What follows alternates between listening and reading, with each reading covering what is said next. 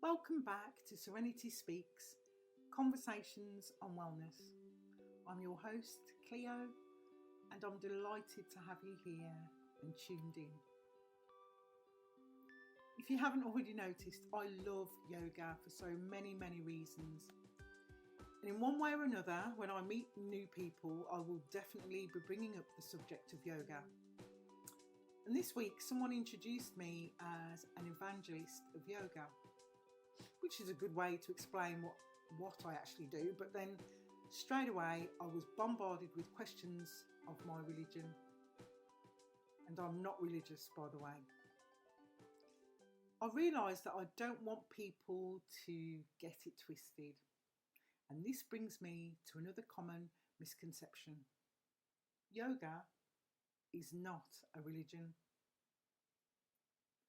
Yoga is often misunderstood as a religious practice, but in reality, it's a holistic system that encompasses physical postures, breathwork or pranayama, meditation, and philosophical teachings.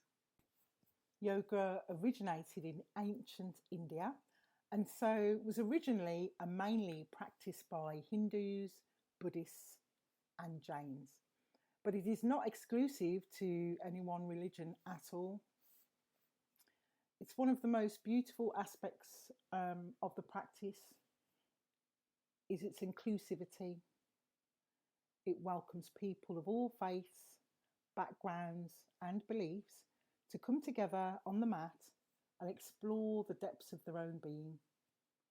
So whether you're Christian, Muslim, Jewish, or atheist, yoga offers a space for self-discovery, healing, and transformation. If you're somebody who already practices yoga, depending on your guide or teacher, you may be familiar with terms that relate to religion, but are not in fact religious. Just as an example or a way to relate to this idea. So if you were to show the swastika to anybody today, we immediately relate this symbol with hate due to the adoption of the symbol by Hitler. But the original word swastika, it's actually spelt with a V instead of a W, is from the ancient Sanskrit language and actually means good fortune or well-being. And it seems so tragic that such a positive symbol could be used in such a negative way, but that is the history. And truly, if you want to learn something or understand something, I would just say research it yourself, find your truth. It's understandable that yoga may be seen as religious simply for the prayer pose, and that's seen in a lot of media, images, photographs. It's a really popular image to see to represent yoga. And it's where we bring the hands together in a prayer position at the heart center. So in Christianity and some other faiths, this is to pray. In yoga, this gesture represents the balance and harmony within us. The balance between left and right, uniting at our heart center. But it's good to reflect and understand that mudra, or gesture, means different things to different people. Practicing yoga does not mean you're worshipping Hindu gods or subscribing to a specific belief system. Instead, it's about cultivating mindfulness, compassion, and self-awareness. Yoga teaches us to honour our bodies, quiet our minds, and connect with our own inner wisdom, regardless of our religious or spiritual affiliations. So, stepping onto a yoga mat does not translate to stepping into a temple or a church. You're stepping into a sanctuary of self-care and self-exploration. Yoga is for everyone, regardless again of the religious or spiritual beliefs. It's a practice of unity, acceptance and love that addresses the mind, body and spirit. One of the key principles of yoga is the concept of chakras, and these are the energy centers within the body that correspond to different aspects of our being. So today, I thought we'd focus on the first chakra, and that's known as Muladhara, or the root chakra. So just to explain, chakras are energy centers within the subtle body. So according to ancient Indian spiritual traditions, including Hinduism and yoga philosophy, the term chakra comes from the Sanskrit word meaning wheel or disc, and it signifies the spinning vortex of energy associated with each center. And there are typically 7 main chakras aligned along the spine from the base to the crown of the head. Each chakra corresponds to specific physical, emotional, and spiritual aspects of our being. So the chakras are interconnected, with each one influencing the others.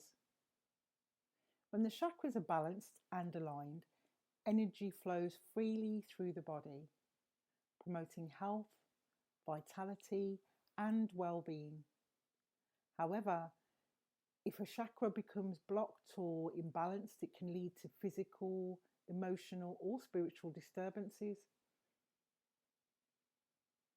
Practices such as yoga, meditation, breathwork, and energy healings are often used to restore balance to the chakras and promote holistic wellness. So, located at the base of the spine, Muladhara is associated with our sense of safety, security, and stability. And when this chakra is balanced, we feel grounded, centered, and secure within ourselves and our surroundings. But when it's out of balance, we may experience feelings of fear, insecurity, or instability. So, how can yoga help balance Muladhara? One of the most effective ways is through grounding yoga poses, such as Tadasana, which is mountain pose, Virabhadrasana, which is warrior pose, and Balasana, child's pose. I will include images in the notes for this episode. So these poses help us connect with the earth beneath us, fostering a sense of stability and security. But yoga isn't just about the physical postures, it's also about the breathwork, pranayama, and meditation. So there's one powerful breathing exercise which you may have come across because it's become a standard thing, I would say, modern society now, or modern culture, to take a step back, take a deep breath, to help relax, reduce anxiety. And it's called square breathing. And this is how it works. So if you can, just find yourself a comfortable seat. Make sure you're sitting comfortably and close your eyes.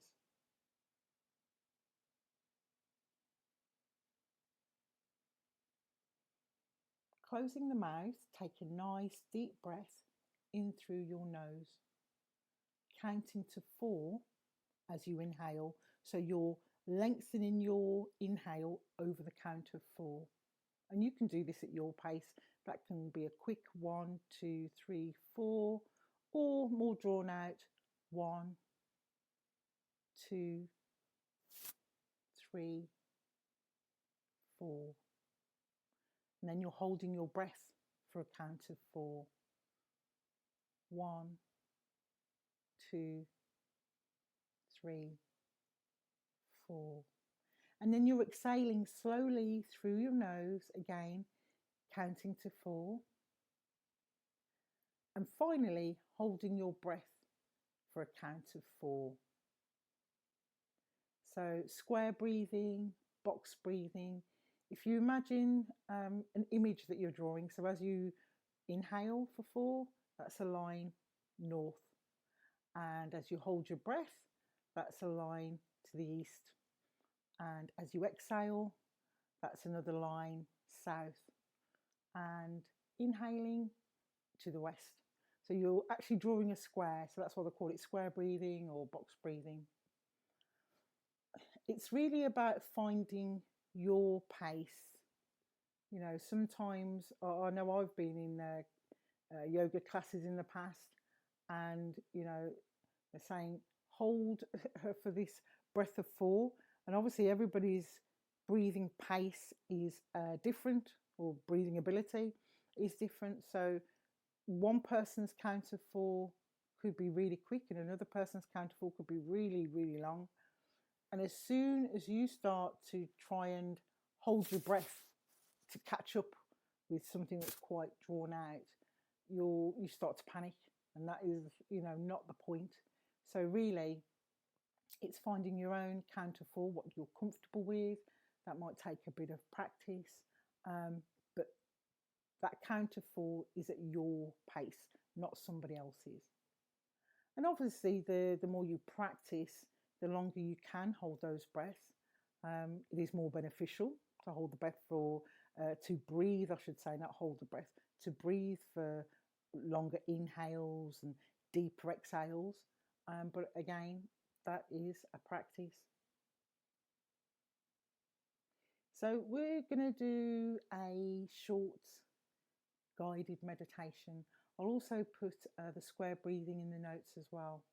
So you'll have some images of how to balance your Muladhara Chakra, box breathing, and also this meditation. So I'll put those separately.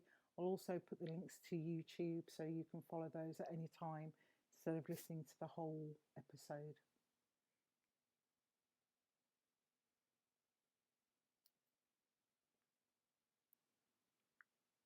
Muladhara meditation. Sit in a comfortable seated position.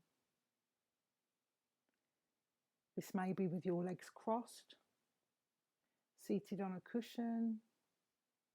You may have your feet outstretched in front of you, lotus pose. Wherever and however you are seated, sit comfortably and still. Place your hands gently on your knees, with your palms facing downwards. Adopt the chin mudra. So this is where we curl the index fingers up to touch the tip of the thumbs, creating an O shape, and allowing the other fingers to relax open, slightly apart. Now turning your palms up towards the ceiling and resting the back of the hands comfortably on your thighs or your knees. Close your eyes without straining or squinting, releasing any tension around the eyes, and consciously relaxing your shoulders. Letting go of any tension that you may be feeling in your body.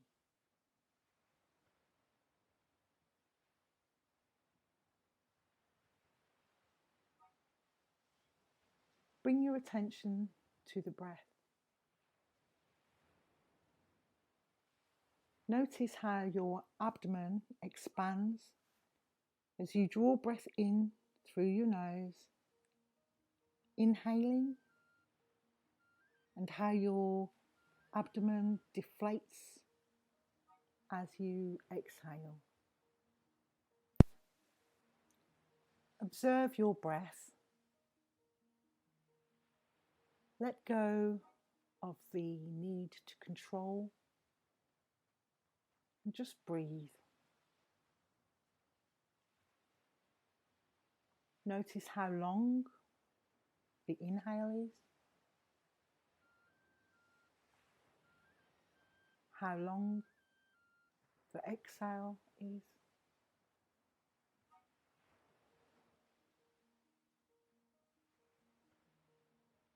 And you may notice that the more you focus on your breath, deeper those breaths become, and the more relaxed you feel automatically.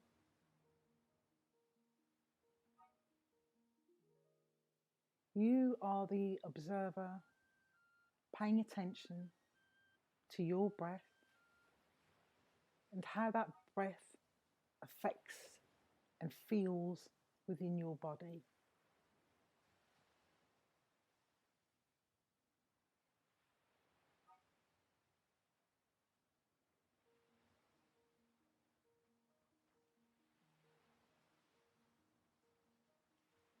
Take your attention to the base of your spine, your tailbone or coccyx.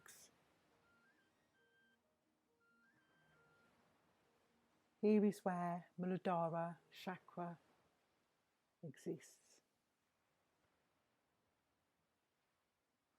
In your mind's eye, focus on your tailbone, the base of your spine. And around the base of your spine, visualize a bright red orb, vibrant, strong.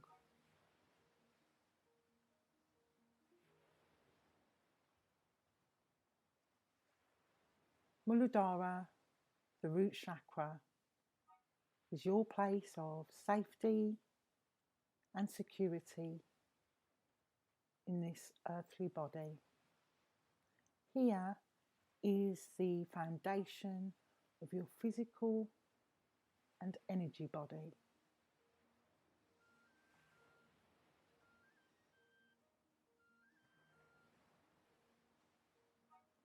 Your basic needs: food, water, shelter,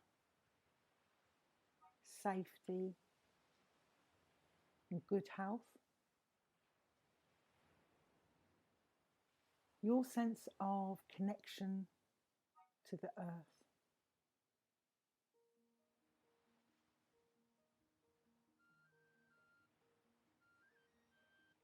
When these basic needs are met, there is a feeling of safety and security. Let go of fear and anxiety.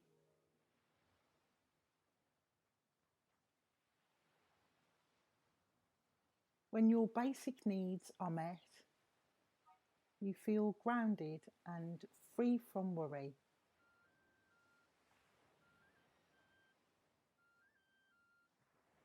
Allow a sense of calm to wash over you.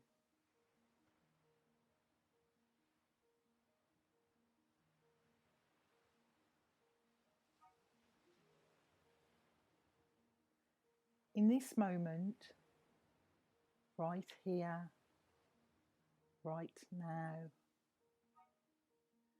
you are free from fear and anxiety. You are grounded and safe. You are cared for. All your needs are met. You are in abundance.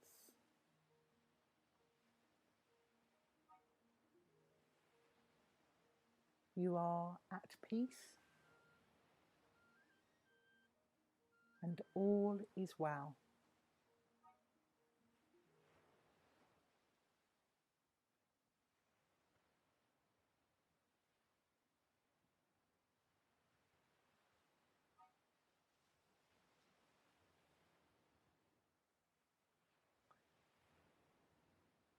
Notice that your body is fully relaxed.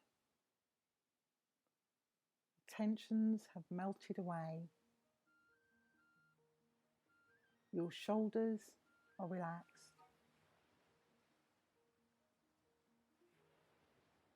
Your head is relaxed.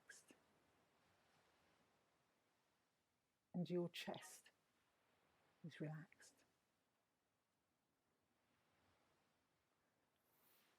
Notice now how your abdomen expands as you draw breath in through your nose, inhaling, and how your abdomen deflates as you exhale.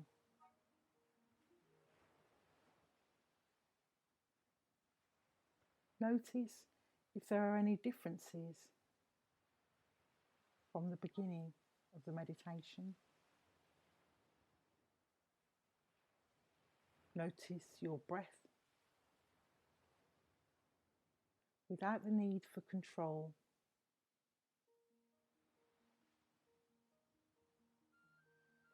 You are observing your breath. How long each inhale takes. How long each exhale takes.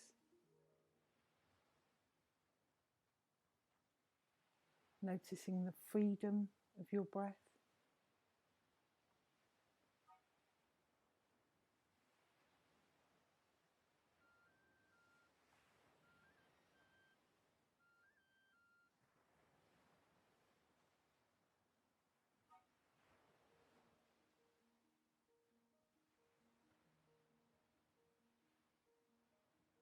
Now,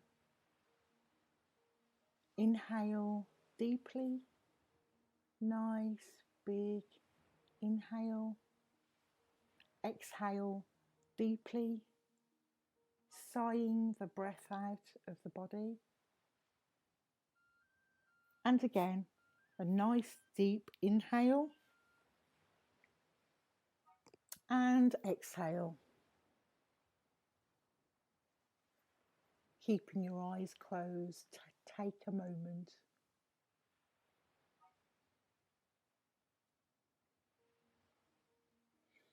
Bring your palms together and rub them together vigorously, generating friction, generating heat. And slowly, still with your eyes closed, raise your hands in front of your eyes, not touching the face, just hovering before your eyes. Enjoy the energy that you have generated on your face and your eyes. Nice deep breath and gently flicker your eyes open.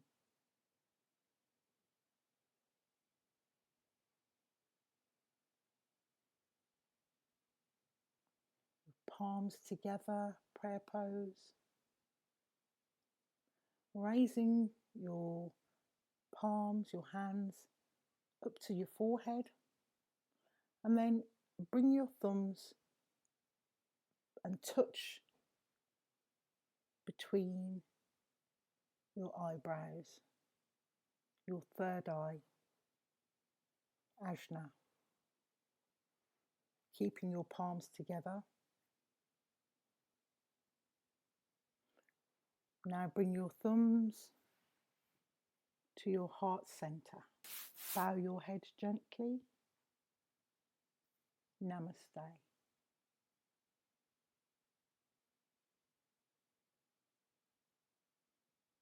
I really hope you've enjoyed your Muladhara Chakra meditation.